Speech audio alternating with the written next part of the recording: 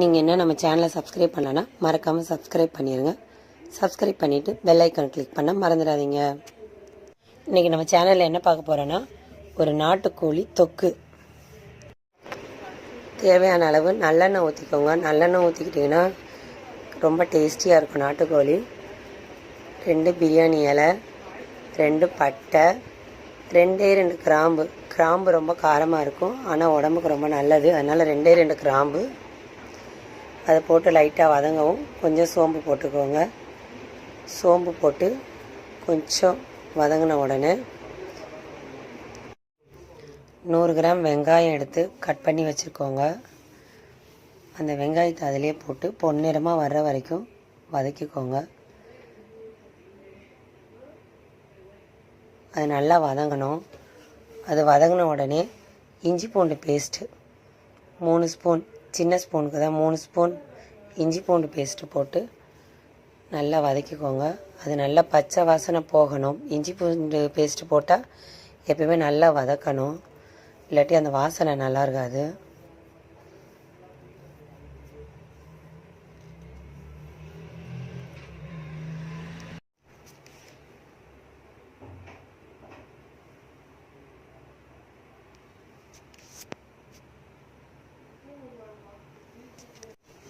அது நல்லா வதங்கின உடனே பச்சை வாசனை போகிற வரைக்கும் வதக்குங்க. வதங்கின உடனே 2 தக்காளி விழுதாக அரைச்சி வச்சுருக்கேன், அதை எடுத்து அதிலே ஊற்றி அதுவும் பச்சை வாசனை போகிற அளவுக்கு நல்லா வதக்குங்க.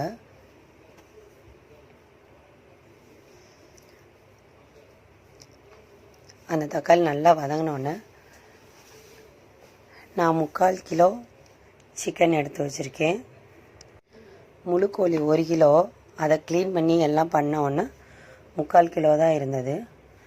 அந்த 3/4 கிலோ கறி எடுத்து, நாட்டுக்கோழி அதை எடுத்து அதில் போட்டு கொஞ்சமாக மஞ்சத்தூள் போட்டு நல்லா வதக்குங்க.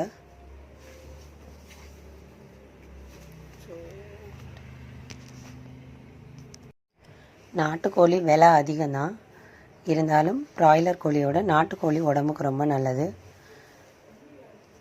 குழந்தைங்களுக்கு அது வாங்கி கொடுத்தா ரொம்ப நல்லதாக இருக்கும். முடிஞ்சளவு நாட்டுக்கோழி வாங்கி கொடுங்க.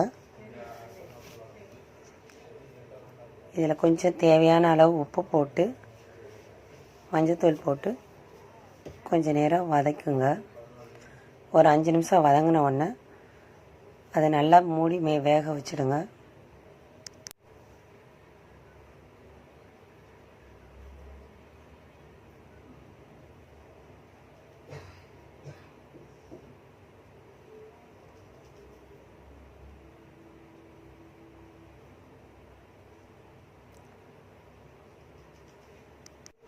இப்போ 5 நிமிஷம் வதங்கின உடனே கொஞ்சமாக உப்பு போட்டு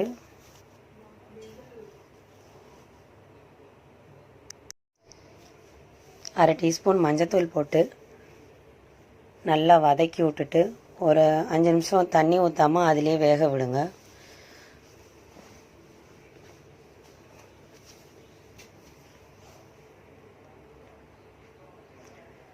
நல்லா வதங்கிருச்சு.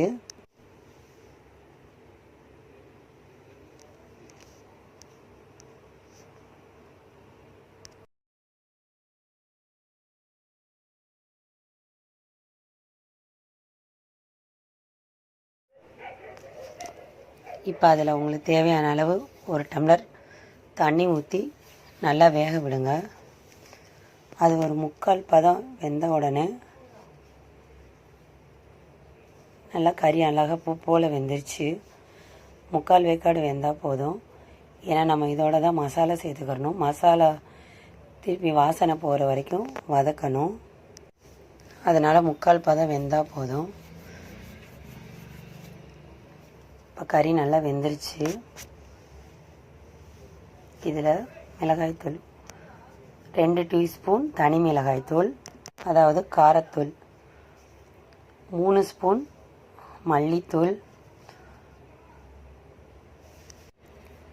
2 டீஸ்பூன் ஜீரகத்தூள், அரை டீஸ்பூன் மிளகுத்தூள்.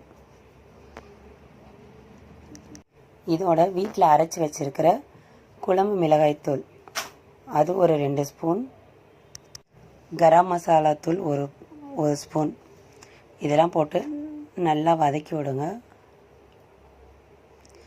வதக்கி அந்த தண்ணியிலே அப்படியேவும் கொஞ்சம் தீயை குறைச்சி வேக விடுங்க.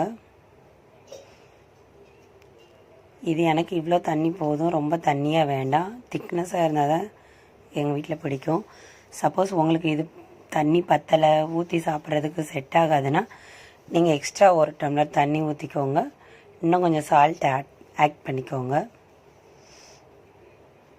அவ்வளோதாங்க, நம்மளோட சிக்கன் தொக்கு, நாட்டுக்கோழி சிக்கன் தொக்கு ரெடி ஆயிடுச்சு. ரொம்ப டேஸ்டியாக சூப்பராக இருந்தது. மேலே கொஞ்சோண்டு மல்லி இலையை தூவி விட்டு இறக்கிடுங்க.